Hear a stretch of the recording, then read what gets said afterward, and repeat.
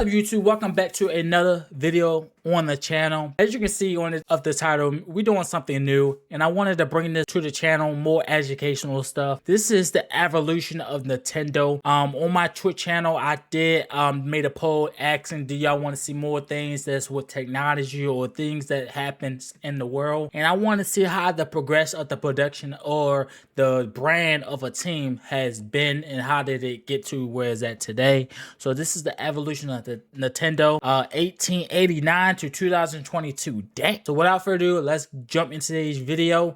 Let's get it. When it comes to gaming, there's one company that evoked more nostalgia than any other. That, of course, is Nintendo. It continues to publish and develop some of the most popular video. I know all these characters: Yoshi, Donkey Kong, Pokemon, Mario Bros. I don't know who this little guy is. Who this little guy? Is this Link? I don't know who that is, y'all. Game franchises in the world and competes among the big three to this day. Okay.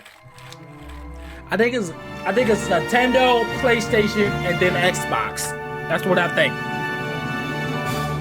This is the evolution of Nintendo. Okay. Nintendo's origins can actually be traced all the way back to 1889 when it was founded by Fusajiro Yamauchi as Yamauchi Nintendo. What? Mr. Yamauchi started off by producing handmade The company is based off his last name? Hanafuda, which is a type of Japanese playing cards. Wow. In 1959, Nintendo, which changed its name to Nintendo Playing Card, entered into an agreement with Walt Disney to use the Disney characters on their cards. A few years later, the company's name was shortened to just Nintendo, with nobody being 100% sure what the word Nintendo actually means. Right. Though it's thought to loosely translate as leave luck to heaven. Over the following years, playing cards became less popular among Japanese households. I never knew that. Leave luck to heaven. That's kind of crazy. And in 1964, the value of the company's stock began to plummet from 900 to just 60 yen. Nintendo was in heavy debt, and Yamauchi was desperate to find the next big thing. So they decided to invest in new ventures. Okay, what like he did? Packages of instant rice. No way! And no way! Hold on. So you saying that we could have had Nintendo Rice? You telling me right now we could have had Nintendo Rice and Nintendo Ubers? like packages of instant rice. A taxi service. What else? And the not so very family friendly love hotels. Nintendo Hotels? Eventually, Nintendo decided to venture into the weapons business. I mean the toy market. And released Japan's first electronic toy in 1970, the Nintendo Beam Gun.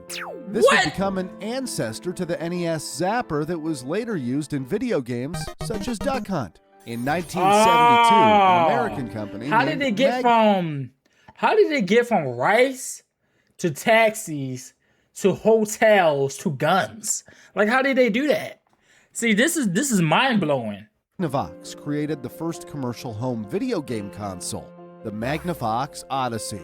Nintendo developed and produced a light gun accessory for the console. 2 years later, Nintendo also secured the rights to distribute the Magnavox Odyssey in Japan. Having witnessed firsthand how popular video games were, Nintendo began to work on building its own consoles. Nintendo's first official console was a joint effort with partner Mitsubishi. Released in 1977, it was given the unimaginative title. You know, Master Bishi's. Hold on, is Master Bishi's is like the piano, the piano people? They be like making pianos and stuff. Own consoles. Nintendo's first official console was a joint effort with partner Mitsubishi. Released in 1977, it was given the unimaginative title of Color TV Game 6, with the number 6 denoting how many games could be played on it. Soon after, so you only could play 6 games? This was a controller? What is this? Also released the Color TV Game 15, TV Game Racing 112, Block Kazushi, and the computer TV game. This looks it's hard too to complicated. Imagine that games on these consoles were really this simple. Nah, Mitsubishi is a car brand. I swear that I swear they be making... Okay. At the same time, Nintendo was also working on developing games for arcades, many of which would later be ported to consoles, including Donkey Kong. But how did they think of the character of Donkey Kong, though? Like, what? And Mario Brothers. The company's first venture into handheld electronics. Oh, okay, Josh. Mitsubishi is a car brand. Yamaha is the brand that make music. Okay. I got the names mixed up. They be sounding similar, bro. They be sounding similar. Electronic gaming came in 1980 with the Game & Watch. The Game & Watch derived its name from featuring just a single game, as well as a clock on an LCD screen. That's kind of fire. That's kind of fire. You wake up, play a game, put the clock on, put your alarm on, go back to sleep, play the game. Look, we only can play one game though.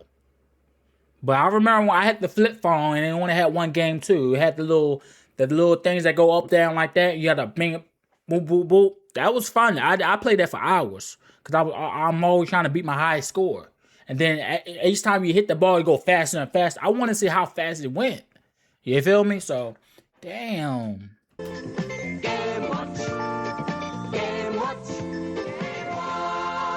Multiple series of Game & Watch were made, some looking drastically different. Like the multi-screen that featured 2 screens and a clamshell design that would later be replicated in future handheld Nintendo consoles. Whoa. So they had the earliest DSi in the beginning?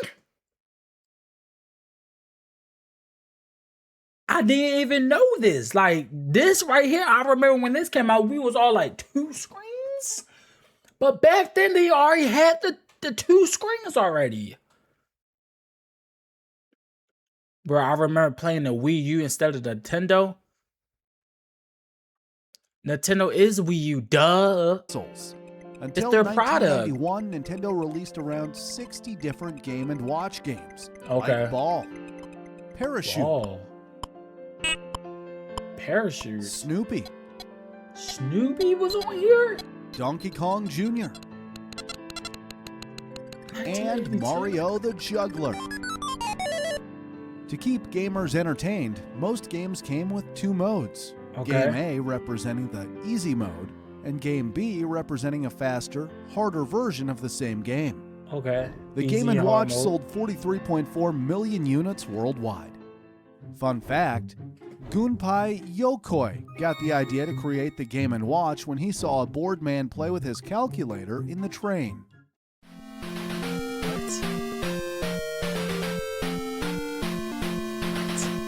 In How do you play a game on your calculator? 1985, Nintendo really started to stand out from the crowd as they released the much-loved Nintendo Entertainment System, or NES. It was Nintendo's first home video game console released outside of Japan.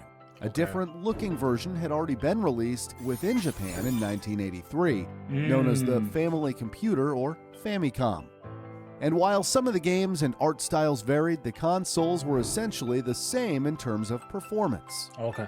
To say the NES was significant is an understatement. It helped to revive the video game industry after the crash in 1983, going on to sell 62 So basically this product right here basically saved their fucking brand and company. Like, they was really over here working hard trying to find something to do. They found success into this. I don't know I ever seen this before, y'all. Y'all haven't seen this before? Million units worldwide, and set the record for the longest surviving video game system in history. It stayed on the American market until 1995, and in Japan, it wasn't discontinued until 2003. Dang. Many of Nintendo's most successful game franchises were born on the NES, like Final Fantasy, Castlevania. Final Fantasy was on that joint? Metroid, The Legend of Zelda. And that's when Zelda Duck came. Hunt was also very popular. Duck the Hunt? most sold game for the NES with over 40 million copies sold was, of course, Super Mario Brothers. Of course. Classic. The NES was praised for its simple yet at the time innovative controller. Joysticks were the common method of control before Yep, Nintendo I remember designed had and one of patented those. their D-pad. Even though the trend has now reversed, the joysticks often being preferred, D-pads were much better for playing 2D games like Donkey Kong. Yep. Fun fact, Donkey Kong was the first game that involved jumping and is therefore considered to be the first true platformer. Wow. In 1989, Nintendo offered more versatility to gamers with... Who had a Game Boy? Come on now, let's really talk about it. Who had a Game Boy, chat? Now, I never had a Game Boy, but I remember people that was in my class that had one, bro. If you had a Game Boy, you was a popular kid. You was a popular kid because then you was really the popular kid when they had the Game Boy Color. Woo! If you had the Game Boy Color, the handheld, brick-like Game Boy that used interchangeable cartridges. This meant that gamers could simply buy a game rather than a new device. Oh my God, that was exactly what the Game Boy was for. Playing Pokemon, bro. Literally playing Pokemon. It was like, yeah, you can play other games, but Game Boy, when you think of Game Boy, you think of Pokemon, bro. Each time they wanted a different experience. Remaining popular until this day, the Game Boy was portable, durable, and came with hugely popular titles like Super Mario Land, Kirby's Dream Land, Pokemon Red and Blue, and Tetris.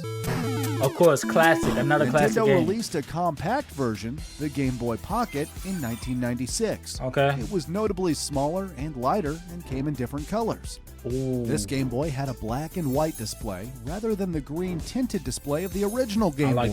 I like that. The battery life, however, was decreased from 15 hours for the original to roughly 10 hours.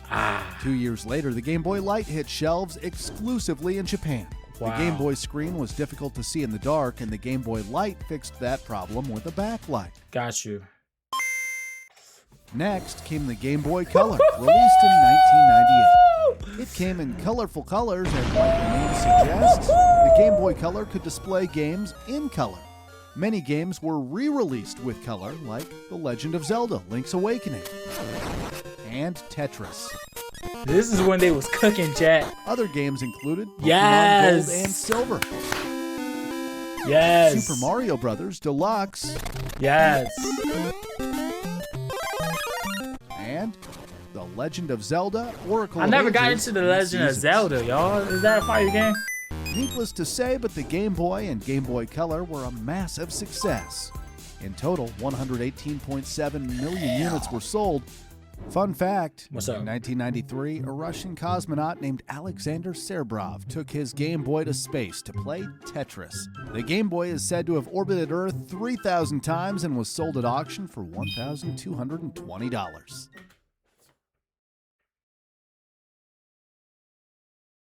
That's it? The much-anticipated successor to the NES was the SNES, released in 1991 in the United States with the new S standing for Super. Hence the Famicom, released 1 year earlier in Japan, also became the Super Famicom. The SNES was a 16-bit console that saw a significant increase in processing. Hold on, I think I know what this is. You get the little thing. You gotta put that joint right in there, bro. You gotta put that joint right in there, bro. And then sometimes the controller don't work. You gotta... Yeah, y'all don't know nothing about blowing the joint, bro. I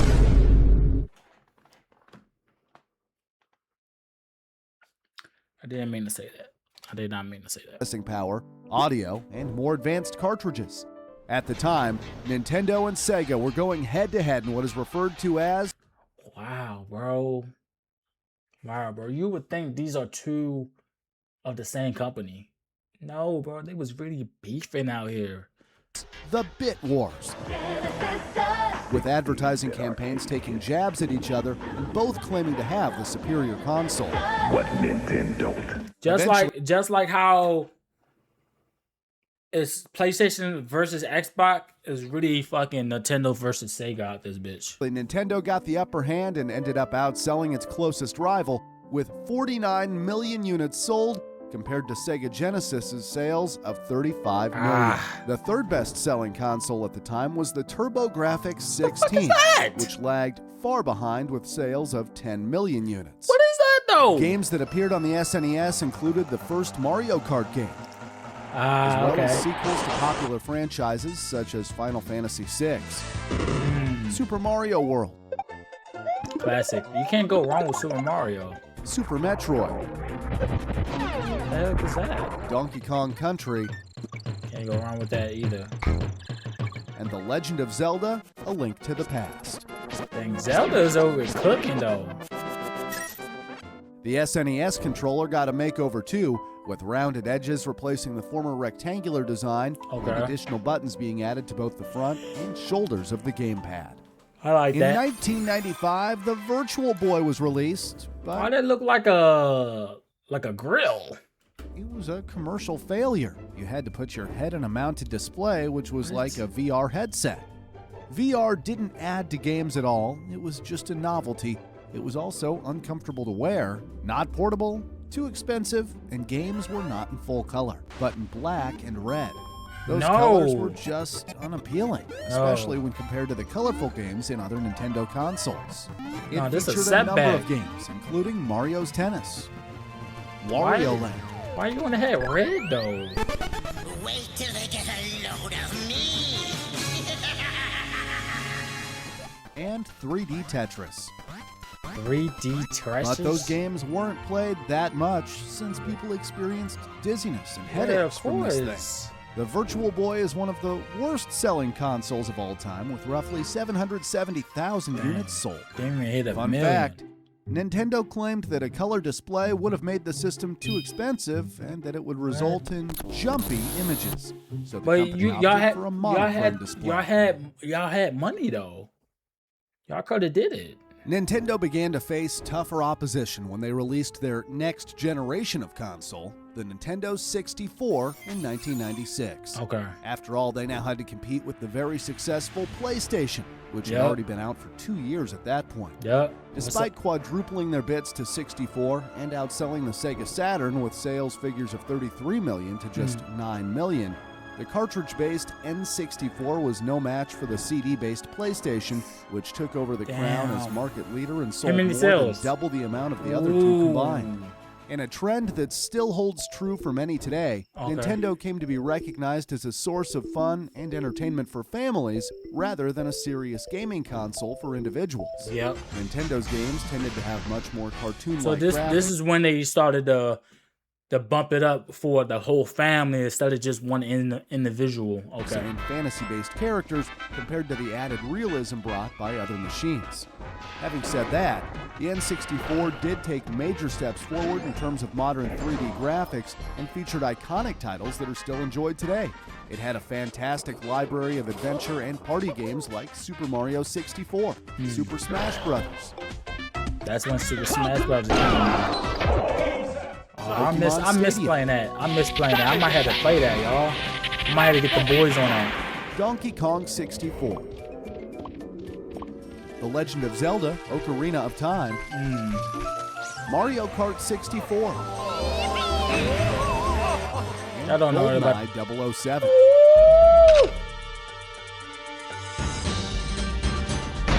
This is my game. The N64 controller was a controversial change, featuring a 3-pronged design with a central joystick, D-pad, face and shoulder buttons, plus a trigger button at the back. Fun fact, the epic multiplayer mode for GoldenEye was a last-minute addition. Developer Steve Ellis had access to the code written for a single-player game and decided to turn GoldenEye into a multiplayer game within a month. So, thanks, Steve. Thanks, Steve. 3 years later than planned, the Game Boy came back? 2001, the Game Boy Advance hit store shelves. It had a landscape design and included shoulder buttons, which is why they called it the Advance. With processing power similar to that of the SNES, I've never seen this one. The Advance's game library was full of SNES ports, allowing gamers to play the same epic titles while on the move. This, of course, included the greats like Super Mario World, The Legend of Zelda: A Link to the Past, and games from the Final Fantasy series.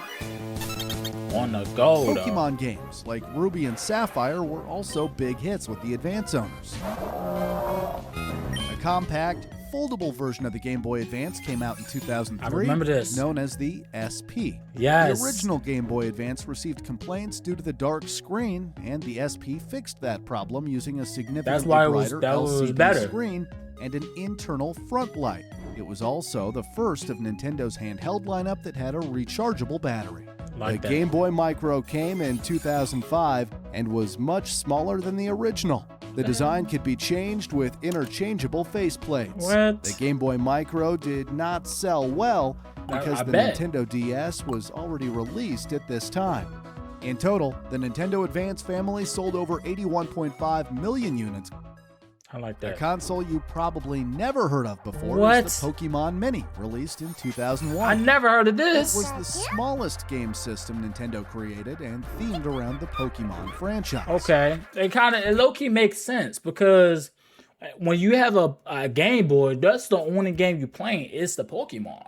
So why not just make a game around that? I mean, a console around that. In total, only 10 games were released for the Pokemon Mini, most of which were only available in Japan. Although it's unknown how many units were sold, the Pokemon Mini certainly wasn't a success. It was discontinued a year after. I bet you if you release it now, it will be. If you release it now. Don't talk. Hold on. I know what this is, y'all. The Game Square, like Game Square, like a game something, y'all. GameCube, damn it! If the Nintendo 64 was up against it, then the Nintendo GameCube was even more so. My brother had this, y'all. Released in 2001, my brother had this. The PlayStation 2 and Microsoft's new system. Y'all. My brother had the GameCube, the PlayStation 2, which I would go and sneak on to play GTA, San Andreas.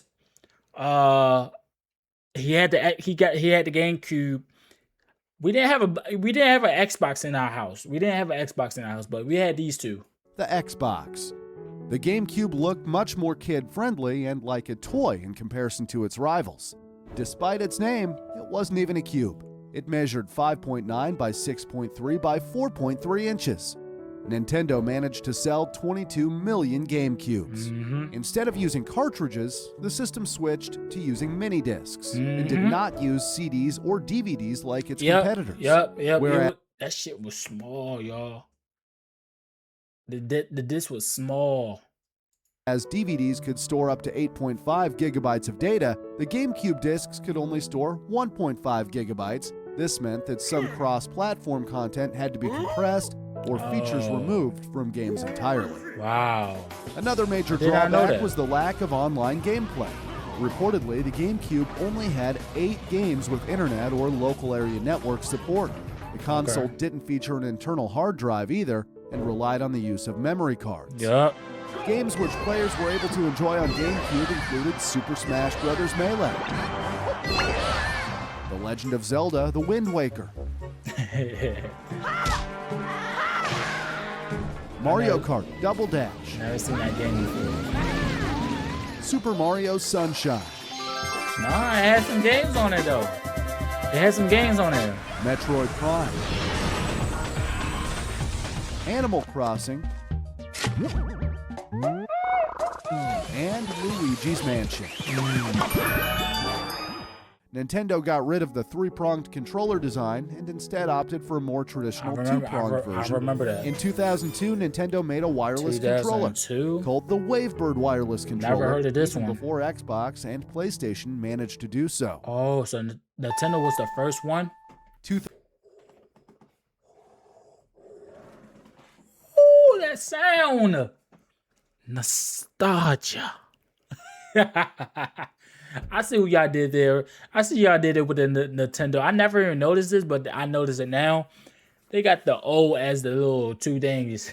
2004 welcomed the arrival of the Nintendo DS.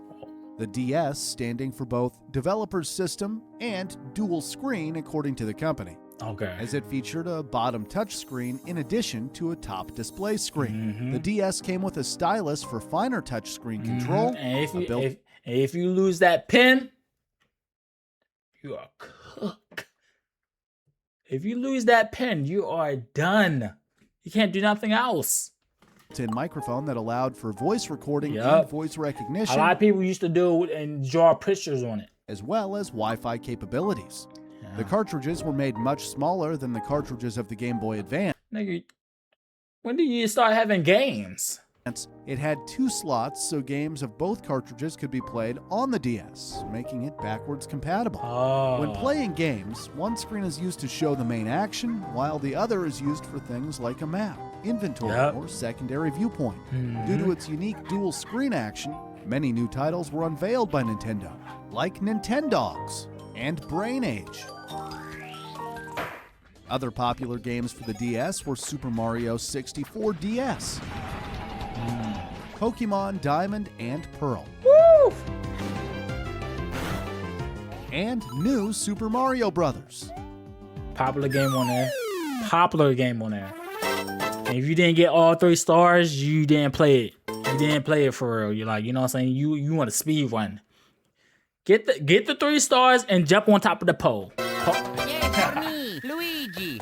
In keeping with tradition, a refined version of the DS came out in 2006, named the DS Lite. It was slimmer and lighter.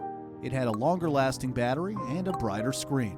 It was not the slimmest of the DS range, though, because in 2008, the new DS had an ultra-slim build with the camera, larger screens.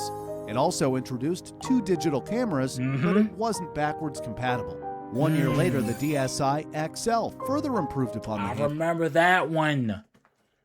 Nigga, that shit was big. Pause. Handheld specifications by increasing the screen sizes once more. It also had improved speakers and a longer battery life. The PlayStation Portable, or PSP, was released in the same year as the original DS and became its main competitor. PlayStation managed to sell 82 million units, making it the 3rd most sold handheld console.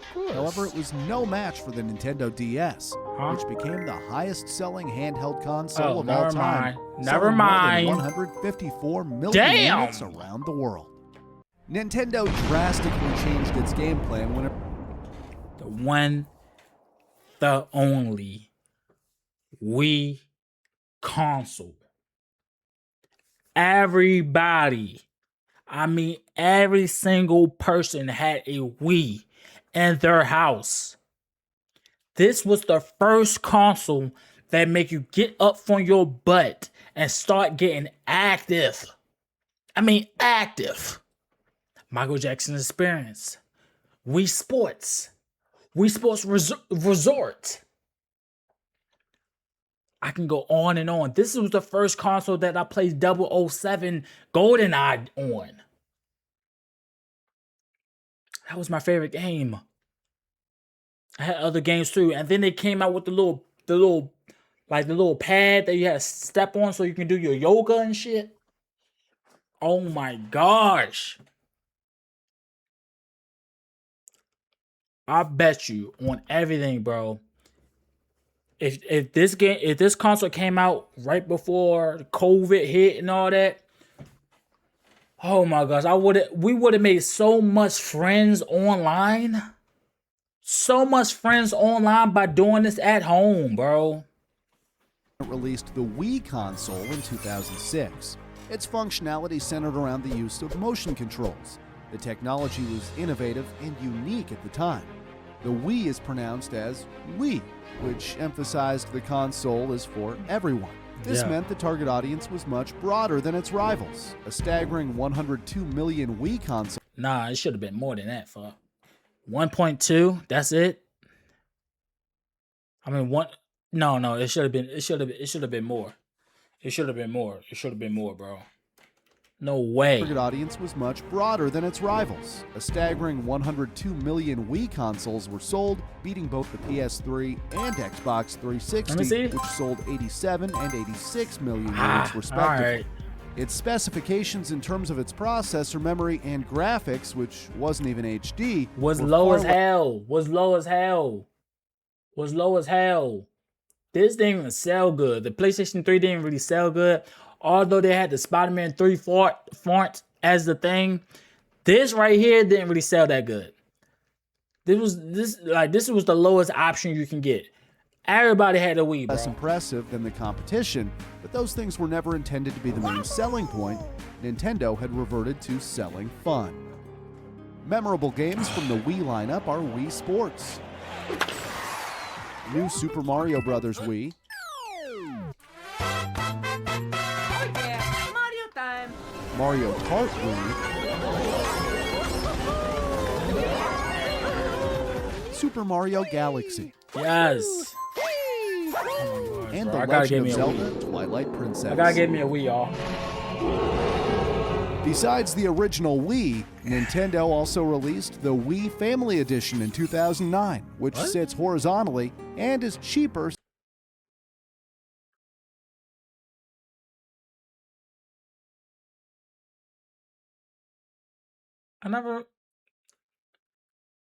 since it was sold for $149 compared to $249 for the original Wii. In 2012, Nintendo also released the Wii Mini exclusively in Canada for $99 Canadian, which is about $78 US. I've never seen that. The Wii Remote is the primary controller for the Wii. Yep. It uses Bluetooth and features a D-pad, buttons, and an internal speaker. The Nunchuck is an additional controller that can be connected to the Wii Remote Oh my and has God, an they was analog cooking. stick and 2 trigger They was buttons. cooking with this, y'all. Additional accessories for the console were also popular. Yes. Like the Wii Balance Board. That's what I'm This talking board about. was designed for use with exercise and sports games like Wii Fit. The Wii Balance Board sold Yes. 42 million units alone. Fun fact, the board achieved a Guinness World Record for the best-selling weighting device. Wow. 3D. Nintendo next introduced 3D gameplay to their DS models. Regarded as a brand new console, the Nintendo 3DS was released in 2011. The bottom screen was a touch similar to the ones seen in former DS models. However, the top screen was wide with better graphics and had an auto-stereoscopic 3D LCD design. This meant that gamers could turn on 3D effects without the need of 3D glasses. The console itself had multiple cameras, a circle pad alongside the traditional D-pad for easier gameplay, and internet connectivity with an improved online experience. Games that could be enjoyed on the 3DS were Mario Kart 7, Wow. Pokemon X and Y, New Super Mario Bros. 2, Dang, Super Mario cooking. and Animal Crossing. Animal More Crossing came models out. of the 3DS were released. In 2012 came the 3DS XL, which Of had course, much larger of screens course. and an improved battery life. You got to go Nintendo bigger. released a 2DS version in 2013, taking away the 3D graphics but making it more affordable. The new Nintendo 3DS was introduced in The 2014. new? It fixed the problem that you had to face your 3DS directly from the front or else the 3D effect would become blurry. It also had a more powerful processor and additional shoulder buttons. At the same time, a larger version, the new Nintendo 3DS XL was introduced. Of course they're gonna And go finally, bigger. in What is this? 2017, Nintendo made the new Nintendo 2DS XL, featuring additional hardware features, but without the 3D functionality. They're just making shit. To date, the total sales of the 3DS and 2DS handheld consoles are 75.8 million. Dang. What is this? The Wii U? The- Now, this is when I stopped. I never had a Wii U. I never had a Wii U, y'all. Wii U was released in 2012 and was one of Nintendo's biggest flops. The Wii U Yeah, is that's why.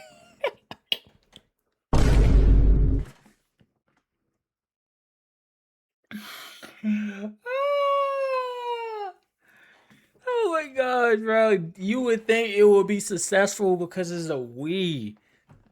The biggest flop. example of very, very bad marketing. People were confused about whether it was a new console or just an accessory for the Wii. Yeah. And it's easy to understand why if you look at the trailer of the Wii U. Let me see. They literally named it the new controller. The Hey, Wii U money wasn't the on- greatest what? name either, since it just sounds like a Wii accessory. This Yeah. could have been avoided easily if they chose to name it the Wii 2. Oh, and the ads were pretty bad too. Let me see. Buttered popcorn, that's a deal. up against the PlayStation 4 and Xbox One, of which 110 million and an estimated 50 million were sold respectively. Who was the Wii U only sold 13 million units.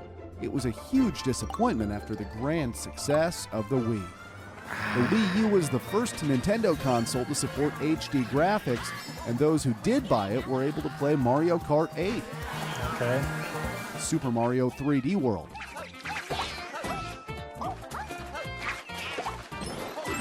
Splatoon,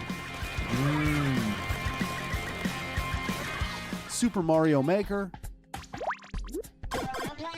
and new Super Mario Bros. For you. Okay. The Wii U gamepad is the console's primary controller and has a built-in touchscreen, which can be used without a television or as a companion to games being played on the television.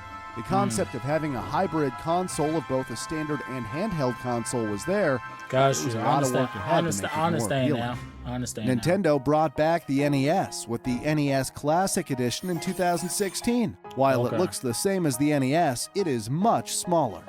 It includes 30 built-in games from the NES they like doing library, that, though, including for the Mario OGs. Brothers, Pac-Man, and Donkey Kong. For the OGs, y'all. In 2017, Nintendo also released the Super NES Classic.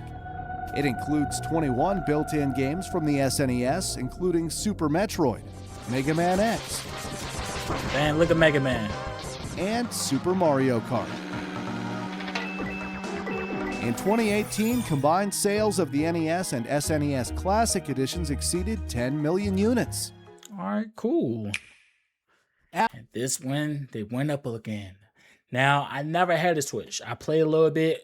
My friend had it, but I never had one. After the Wii U, Nintendo went back to the drawing board and refined their hybrid concept until they released the Nintendo Switch in 2017. It features two Joy-Con controllers that can be attached to the 6.2-inch touchscreen display to play it in hybrid mode. It has a battery life of around 3 hours of uninterrupted play on a full charge. The Switch has many amazing popular titles like Animal Crossing, New Horizons, I might have to play that, y'all. Should I Super play Smash Animal Bros. Crossing? Ultimate, Mario Kart 8 Deluxe, Oh. Splatoon 2, I never played this game either. Super Mario Odyssey, I might have to play some Super my Mario personal favorite, on the The channel. Legend of Zelda, Breath of the Wild. I never played Zelda either. Oh, I thought he was about to whack him. Look how I thought he was gonna yeet, but he did some. He did some. What is that? What is that move?